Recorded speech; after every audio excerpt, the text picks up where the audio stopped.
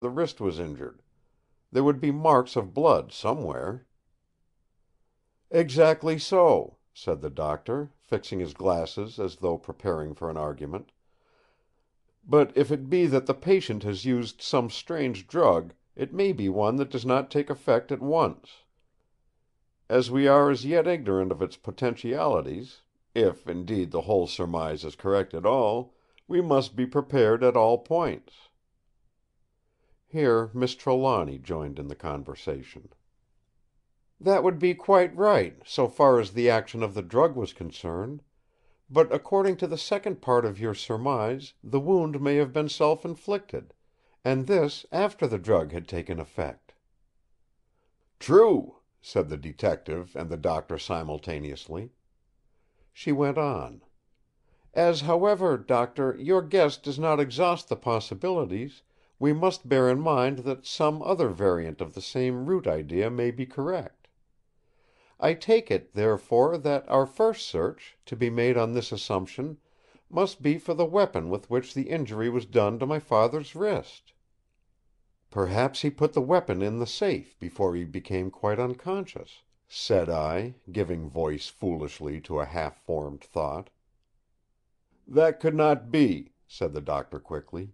"At least, I think it could hardly be," he added cautiously, with a brief bow to me. "You see, the left hand is covered with blood, but there is no blood mark whatever on the safe." "Quite right," I said, and there was a long pause. The first to break the silence was the doctor. "We shall want a nurse here as soon as possible, and I know the very one to suit. I shall go at once to get her if I can. I must ask that till I return some of you will remain constantly with the patient. It may be necessary to remove him to another room later on, but in the meantime he is best left here. Miss Trelawny, may I take it that either you or Mrs. Grant will remain here, not merely in the room, but close to the patient, and watchful of him, till I return?" She bowed in reply, and took a seat beside the sofa. The doctor gave her some directions as to what she should do in case her father should become conscious before his return. The next to move was Superintendent Dolan, who came close to Sergeant Daw as he said: "I had better return now to the station, unless, of course, you should wish me to remain for a while." He answered: "Is Johnny Wright still in your division?" "Yes. Would you like him to be with you?" The other nodded reply. "Then I will send him on to you as soon as can be arranged. He shall then stay with you as long as you wish. I will tell him that he is to take his instructions entirely from you." The sergeant accompanied him to the door, saying as he went: "Thank you, sir. You are always thoughtful for men who are working with you. It is a pleasure to me to be with you again. I shall go back to Scotland Yard and report to my chief. Then I shall call at Chatwood's, and I shall return here as soon as possible.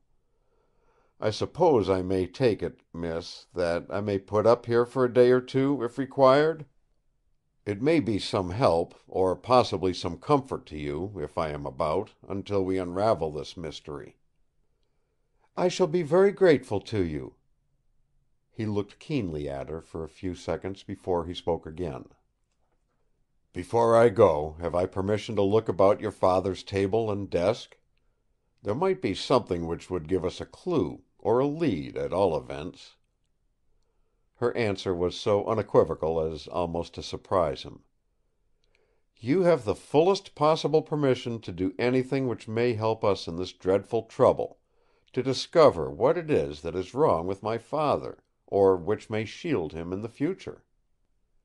He began at once a systematic search of the dressing table, and after that of the writing table in the room.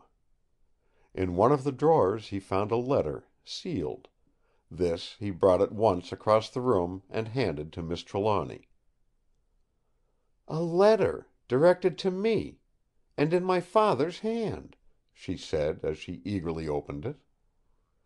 I watched her face as she began to read, but seeing at once that Sergeant Daw kept his keen eyes on her face, unflinchingly watching every flitting expression, I kept my eyes henceforth fixed on his. When Miss Trelawny had read her letter through, I had in my mind a conviction, which, however, I kept locked in my own heart.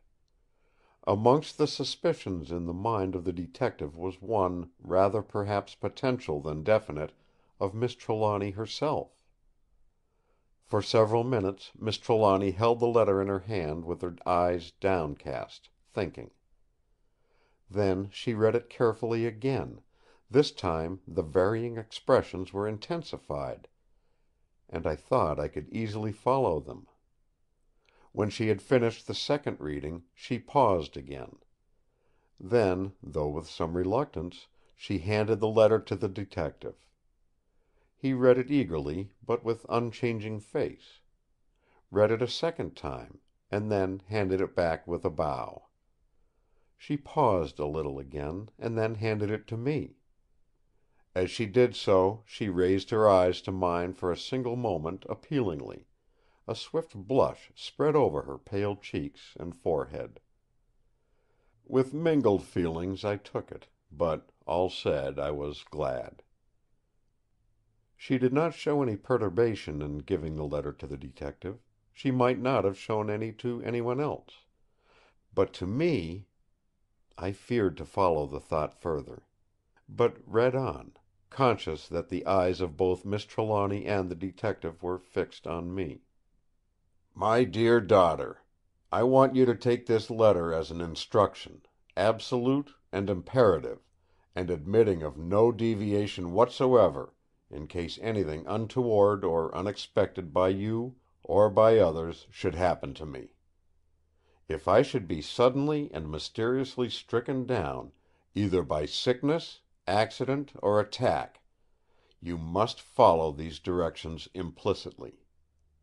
If I am not already in my bedroom when you are made cognizant of my state, I am to be brought there as quickly as possible. Even should I be dead, my body is to be brought there. Thenceforth, until I am either conscious and able to give instructions on my own account, or buried, I am never to be left alone, not for a single instant. From nightfall to sunrise at least 2 persons must remain in the room. It will be well that a trained nurse be in the room from time to time, and will note any symptoms, either permanent or changing, which may strike her. My solicitors, Marvin and Jukes, of 27B Lincoln's Inn, have full instructions in case of my death; and Mr. Marvin has himself undertaken to see personally my wishes carried out. I should advise you, my dear daughter, seeing that you have no relative to apply to get some friend whom you can trust, to either remain within the house where instant communication can be made, or to come nightly to aid in the watching, or to be within call. Such friend may be either male or female, but, whichever it may be, there should be added one other watcher or attendant at hand of the opposite sex. Understand that it is of the very essence of my wish that there should be, awake and exercising themselves to my purposes, both masculine and feminine intelligences. Once more, my dear Margaret, let me impress on you the need for observation and just reasoning to conclusions, howsoever strange. If I am taken ill or injured, this will be no ordinary occasion, and I wish to warn you, so that your guarding may be complete. Nothing in my room—I speak of the curios—must be removed or displaced in any way, or for any cause whatever. I have a special reason and a special purpose in the placing of each, so that any moving of them would thwart my plans. Should you want money or counsel in anything, Mr. Marvin will carry out your wishes, to the which he has my full instructions. Abel Trelawny.